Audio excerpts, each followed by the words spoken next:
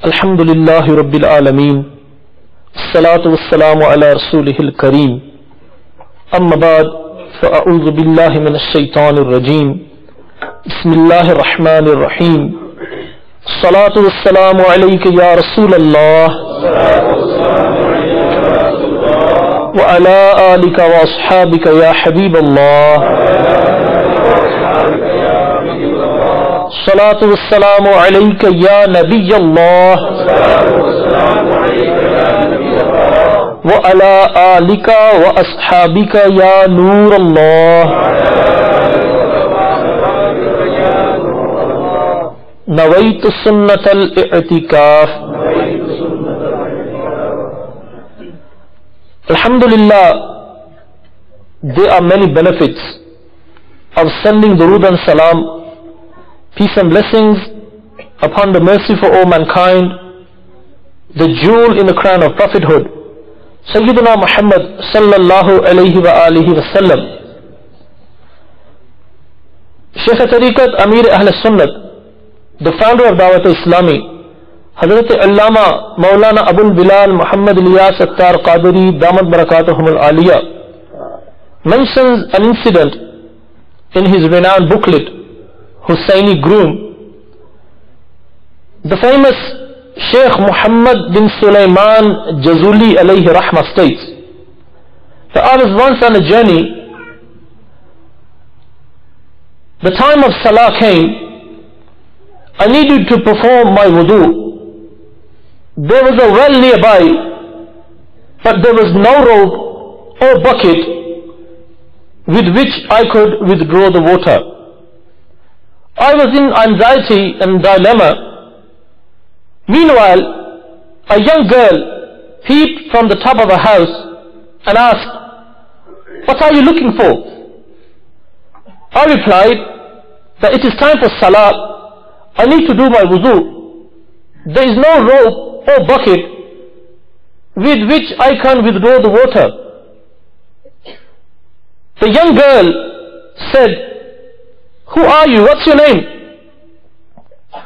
He replied, "Muhammad bin Sulaiman Jazuli." She exclaimed, "Oh, so it is you who is very famous all over, but your condition is such that you can't even take water out from a well?"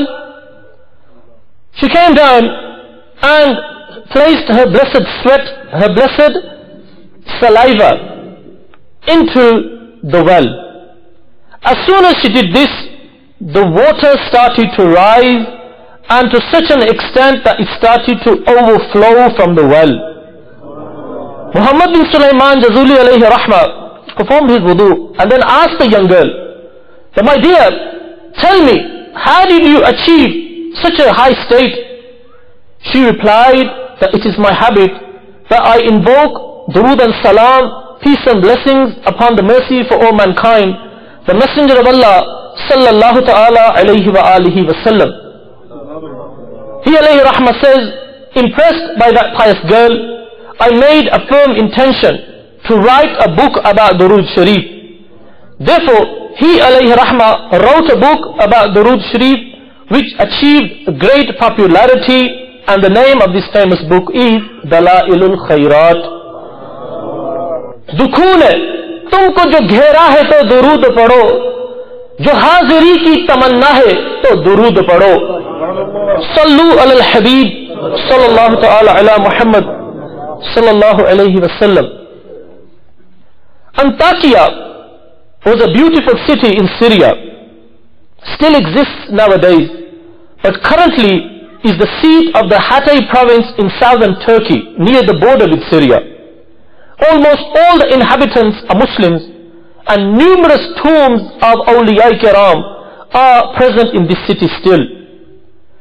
Antakya was a beautiful city and was fortified by solid walls, and the whole city was surrounded by 5 mountains.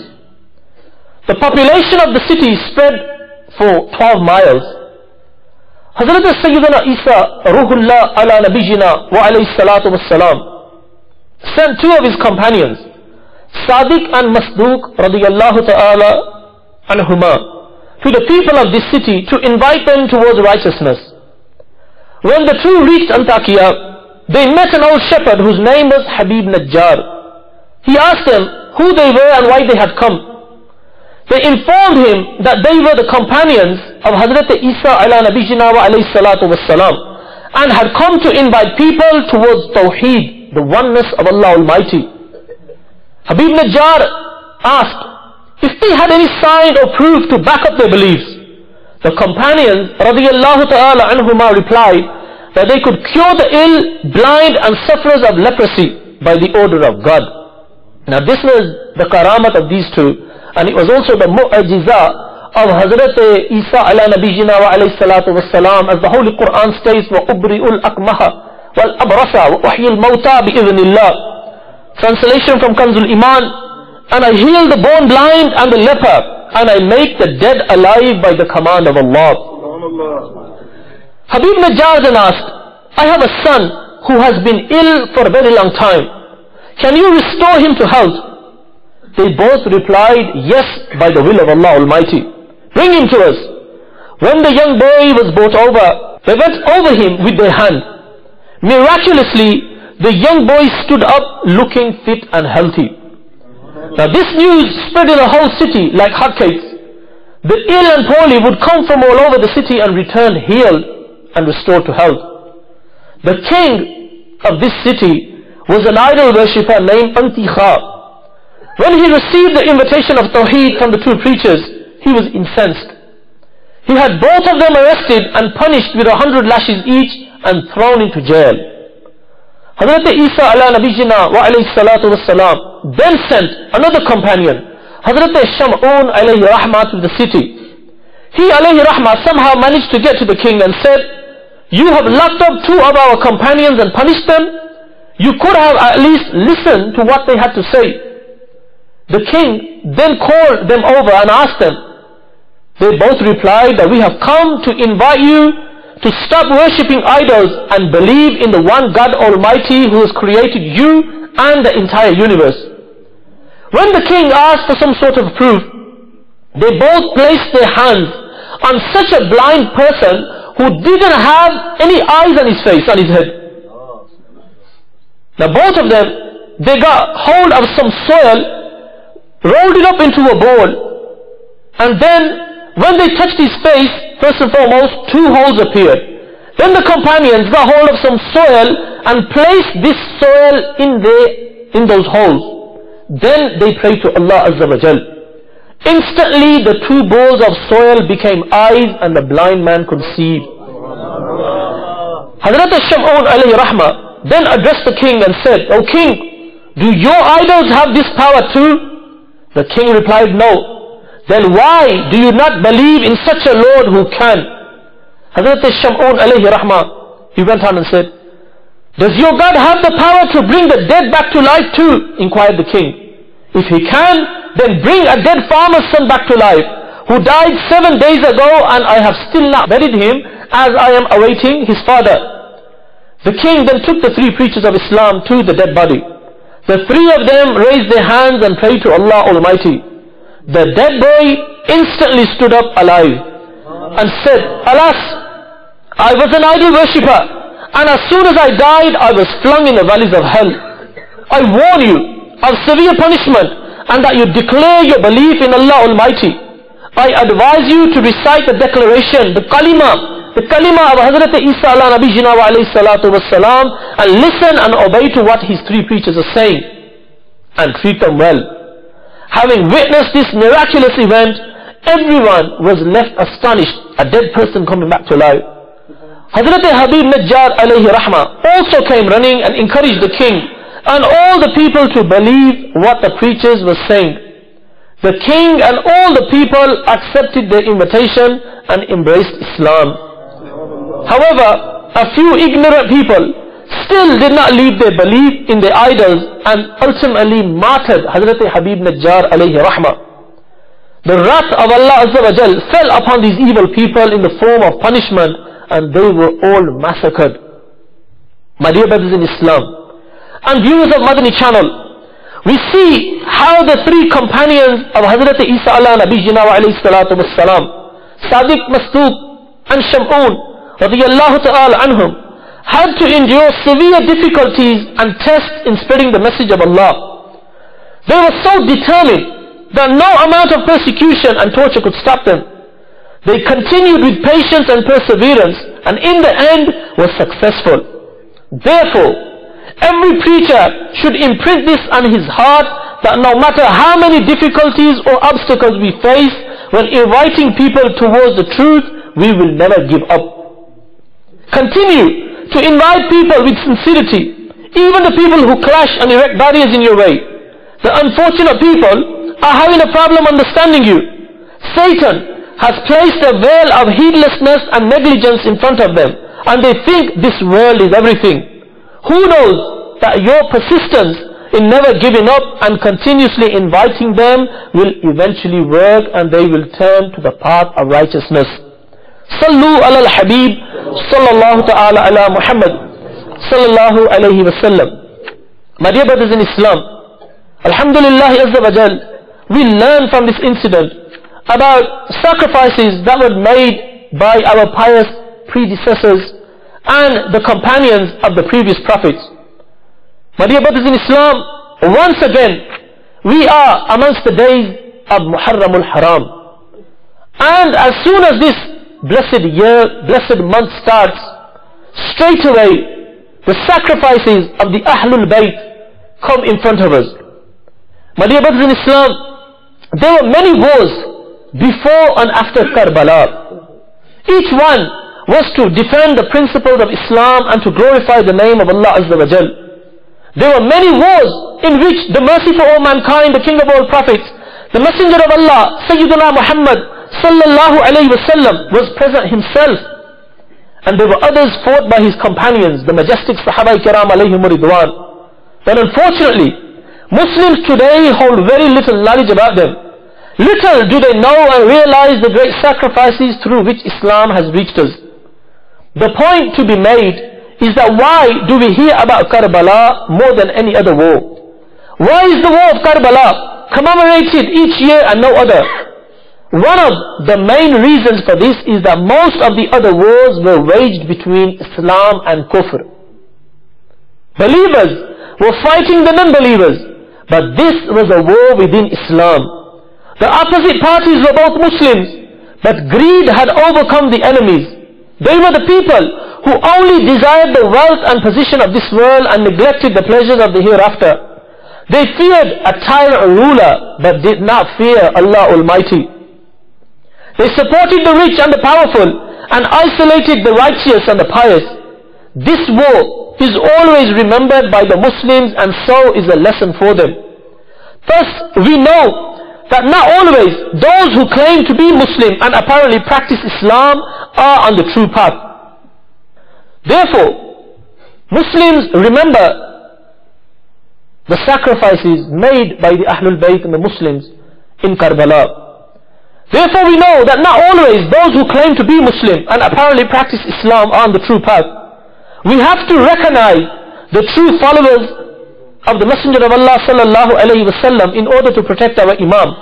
Ala Hazrat, Imam Ahl Sunnat, Imam Ahmad Raza Khan alayhi rahmah, was one such personality in the past century who established the principles of the Ahl Sunnah in the light of the Holy Quran and Sunnah and saved us from the misguided ones. May Allah Azza wa Jal keep us steadfast on the straight path. If we claim to be the true lovers of Imam Hussain radiyallahu ta'ala anhu, then just to listen about him and to shed some tears is not enough. If we really love him, then we have to follow him. We have to disassociate ourselves from the qualities that he disliked and fought against, such as lies, deceit, greed, love of the world, alcohol, fornication, missing salah. And we should acquire the qualities which should please Allah Azza wa Jal and his beloved sallallahu alayhi wa alihi wa sallam. This will be a true offering from us to our beloved master Imam Hussain radiyallahu ta'ala anhu, and in this way the purpose of his sacrifice will be fulfilled. My dear brothers in Islam, we hear about the sacrifices of Imam Hussain radiyallahu ta'ala anhu. We hear how the great Imam led his family for the sake of Islam, and ultimately gave his life for Islam. Who was this Imam Hussain radiyallahu ta'ala anhu? Imam Hassan and Imam Hussain radiyallahu ta'ala anhuma, once when they were young, had gone outside for a long time. Hazrat Fatima radiyallahu ta'ala anha became very worried. She was still looking about where the children might have gone when the king of Medina, the messenger of Allah and their blessed grandfather sallallahu alayhi wasallam arrived at her home. She immediately asked her beloved father, Ya Rasulullah sallallahu alayhi wasallam, Hassan and Hussein cannot be found. They have gone out and we do not know their whereabouts. Just then Hazrat Jibreel alayhi salam descended. This was their state. This was the state of the Ahlul Bayt. That whenever there was a problem, Allah Azza wa Jal will send not any noble angel, the leader of all the angels. And the leader of the all angels, his job was to bring wahi. But when he came regarding the Ahlul Bayt, he was a servant at the doorstep of the Messenger of Allah sallallahu alayhi wasallam and the Ahlul Bayt. Hazrat Jibreel alayhi salam descended and said, Ya Rasulullah sallallahu alayhi wasallam, there is nothing to worry about. Both the children are at a certain place and Allah Almighty has appointed angels to protect them. On hearing this, the Messenger of Allah sallallahu ta'ala alayhi wa alihi wasallam went to that spot pointed out by Hazrat Jibreel alayhi salam, and he sallallahu alayhi wasallam saw that both the beloved grandsons were resting and an angel had one of his wings under them and with the other wing was shading them. The Messenger of Allah sallallahu ta'ala alayhi wa alihi wasallam kissed both of them and carried them home to Hazrat Fatima Tayyiba Tahira radiyallahu ta'ala anha. This was their status. Now whenever the Messenger of Allah sallallahu ta'ala alayhi wa alihi wasallam, whenever they were in trouble, meaning they weren't at home, or they faced some sort of a difficulty, Allah Azza wa Jal's beloved sallallahu alayhi wasallam, their parents Sayyidina Ali karramallahu ta'ala wajhahul kareem and Sayyida Fatima radiyallahu ta'ala anha would become extremely upset and worried. My dear brothers in Islam, just imagine and try to understand what were they going through when they heard and they knew what was going on with Imam Hussain radiyallahu ta'ala anhu in the battlefield of Karbala. Imam Hassan, Imam Hussain radiyallahu ta'ala anhuma and Hazrat Abdullah ibn Ja'far radiyallahu ta'ala anhu had gone together on Hajj. On their way, their camel, which was carrying food, water and belongings, went astray and was left far behind. They came to a shack belonging to a very old woman. All three of them went over to the shack and asked the woman that they were very thirsty and if they could have something to drink.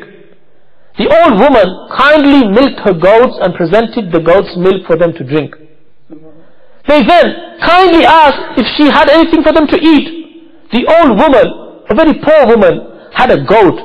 But this woman, she said that the food was not prepared, but if they wished to wait, she would slaughter the goat and cook it for them. They thus agreed to wait. The goat was slaughtered and the old woman cooked a delicious meal. All of them happily partook in the meal, and on leaving they informed the old woman that they were of the Quraysh tribe, and they invited her to visit them in Madinatul Munawwara so that they may return her generous favor. The three of them then continued on their journey. Her husband came home later that day and found out that she had cooked the goat. He was very angry that she had fed the goat to people that she didn't even know. Some time passed and both the old woman and her husband became very poor. They traveled to Madinatul Munawwara, where they earned very little money gathering and selling camel droppings. Once, while she was walking in Madinatul Munawwara, Imam Hassan radiyallahu ta'ala anhu spotted her. He immediately went up to her and asked if she recognized him. The old woman said that she could not. Imam Hassan radiyallahu ta'ala anhu explained to her that he was amongst those who stopped at her shack and partook in a meal which she very kindly provided for them. On hearing this, she was very pleased and she informed Hazrat Imam Hassan radiyallahu ta'ala anhu of her dire situation. Imam Hassan radiyallahu ta'ala anhu took her to his home and gave her 1,000 goats and 1,000 dinar in cash. He then asked his servant to take her to the home of Imam Hussain radiyallahu ta'ala anhu. Imam Hussain radiyallahu ta'ala anhu asked her what her brother had given her, and he too blessed her with 1,000 goats and 1,000 dinar.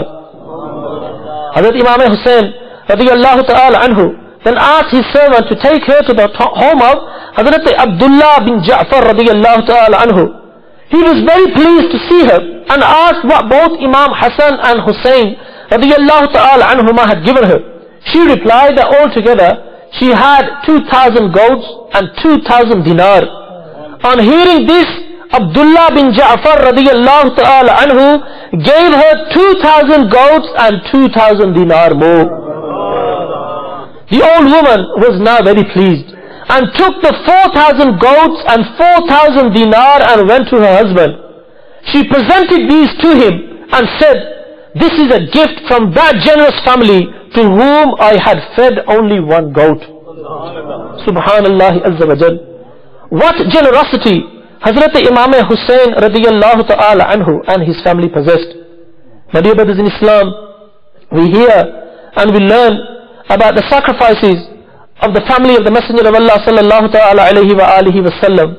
And then a time came when, for the sake of Islam, Imam Hussain radiyallahu ta'ala anhu, who is now on his own, his brother Imam Hassan radiyallahu anhu has passed away. Abdullah bin Ja'far radiyallahu ta'ala anhu, who was also the husband of his sister Hazrat Zainab radiyallahu ta'ala anha and the father of Awnan Muhammad, the two youngsters radiyallahu ta'ala anhuma, he was left back in Madinatul Munawwara. And originally these two children didn't come. A time came when Imam Hussain radiyallahu ta'ala anhu, for the sake of Islam, left. To save Islam, to safeguard Islam, Imam Hussain radiyallahu ta'ala anhu headed towards Iraq. One by one, the roses of Jannah were crushed, were martyred for the sake of Islam. Awnan Muhammad, who were the nephews of Imam Hussain radiyallahu ta'ala anhu. Originally, these two young boys had accompanied their mother when she left Madinatul Munawwara. They had not accompanied their mother when she left with Imam Hussain. Just before Imam Hussain radiyallahu ta'ala anhu started his journey from Makkah towards Kufa, Abdullah ibn Ja'far radiyallahu ta'ala anhu brought his two sons to Makkatul Mukarramah. And handing them over to Imam Hussain radiyallahu ta'ala anhu said, "Since you have decided to go and will not allow me to come with you, please take my two sons with you." Many Sahaba Kiram alayhim ridwan were giving mashwara to Imam Hussain radiyallahu ta'ala anhu that don't go. It's not safe to go. The people of Kufa, their word is not something to be relied on. But Imam Hussain radiyallahu ta'ala anhu, and the most important thing is, as soon as Imam Hussain radiyallahu ta'ala anhu was born, the day he stepped foot into the world, this incident of Karbala became famous all over the place. People knew from the start that Imam Hussain radiyallahu ta'ala anhu would be martyred in the battlefield of Karbala. Look at his bravery. Just imagine if somebody was to say to one of us that somebody is going to pull a gun out at you at Woodlands Road Masjid at 9 p.m. No matter how brave you are, you will be ducking and diving from Woodlands Road Masjid, won't you? But look at this lion, son of a lion. That he knew he was going to be martyred in the battlefield of Karbala, but still, even though the other Sahaba Kiram alayhim ridwan were giving him mashwara not to go, but still he says, "I have to go for the sake of Islam." Awnan Muhammad, when they were brought over by the father, Hazrat Abdullah ibn Ja'far radiyallahu ta'ala anhu said, "Take them and use them as you wish." Awn will represent his maternal grandfather, Sayyidina Ali karramallahu ta'ala wajhahul kareem, and Muhammad will represent his paternal grandfather, Hazrat Ja'far ibn Abu Talib radiyallahu ta'ala anhu. He then went to his dear wife, Hazrat Zainab radiyallahu anhu, and said, "My dear brothers, listen with the ears of your heart about traveling in the Madani Qafile. We struggle ourselves to motivate ourselves to go on a Madani Qafile. Never mind sending our youngsters in the way of deen. We can, send them to private schools from nursery. From primary school age, we can send our children to private education, but for them to learn about deen and learn about sacrifices of Islam, that is where we struggle. You know, our names are Hussein, our names are Ali, our names are Umar, our names are Usman. Do we know the legacies behind these names? Do we know who these people were? Who Hazrat Zainab radiyallahu ta'ala anha was? Imam Hussein, when he got his two nephews, Hazrat Zainab radiyallahu ta'ala anha was approached by her husband, and he said, I have brought to you our two sons to go with you. In the time of difficulty for Imam Hussein, give one as sadaqah from your side and give the other as sadaqah from my side. Onan Muhammad radiyallahu ta'ala anhuma, my dear brothers, were quite young. It is reported that Onan was about 13 and Muhammad was a year or two younger.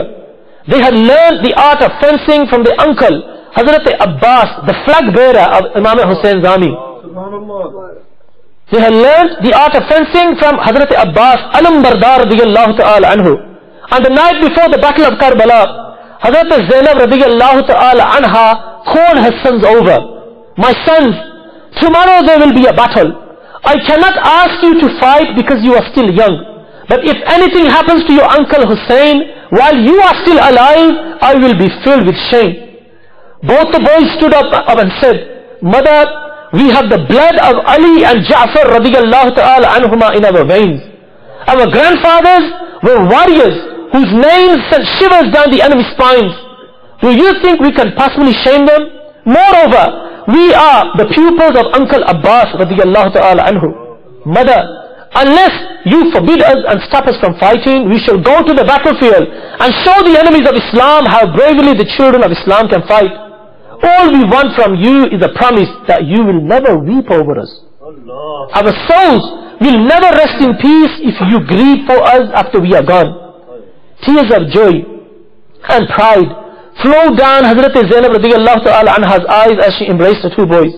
In the morning, during the general attacks from the enemy, Aun and Muhammad radiyallahu ta'ala anhuma fought side by side with Hazrat Ali Akbar ibn Hussein, Hazrat Qasim ibn Hassan, and the uncle Hazrat Abbas radiyallahu ta'ala anhum ajma'een. Every time either of them succeeded in defeating an enemy, he would look proudly at the uncle Abbas radiyallahu anhu, who would smile and nod his approval.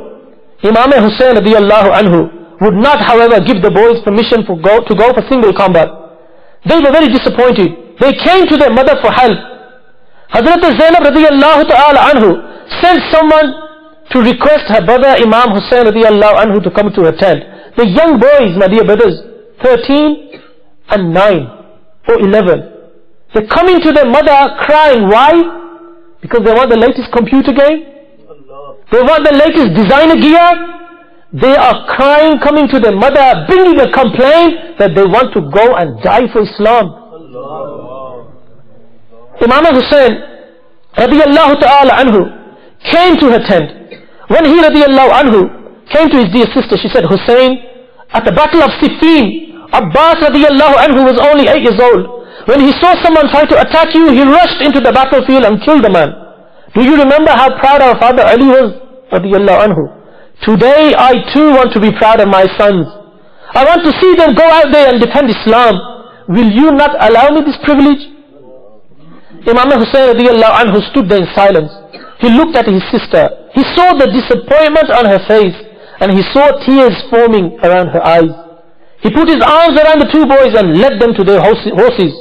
He kissed them and then helped them mount.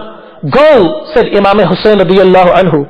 Go and show the world how those as young as you can fight the injustice and oppression of Yazid. Then he turned round and lifted the curtain of the tent. The boys raised their hands and said, Fi amanillah mother. Hazrat Zainab radiyallahu ta'ala anha replied, May Allah be with you. The two boys, my dear brothers in Islam, rode into the battlefield.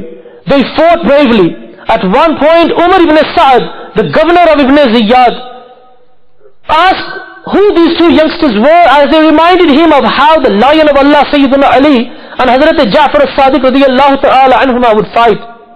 When he was told who they were, he ordered his soldiers to give up single combats and surround and kill the boys.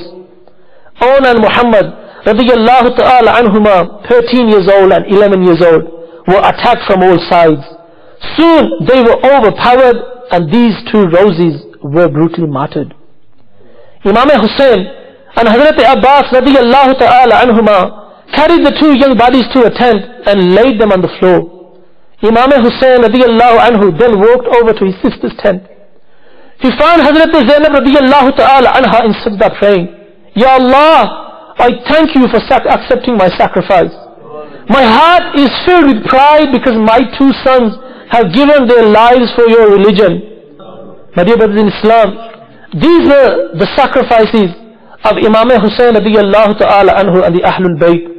This is the reason, with many years, many centuries have passed by, we still remember the sacrifices of the Ahlul Bayt because the sacrifices they made for Islam.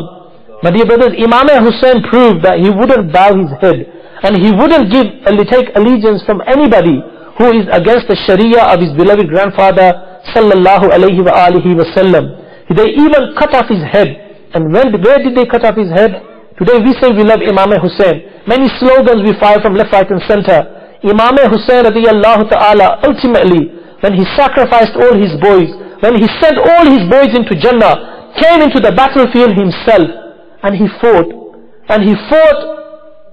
so bravely, massacred many, but ultimately, then remember, these boys as well, 13 and 11, and Imam Hussein, and the other Ahlul Bayt, were starving for food and water for 3 days.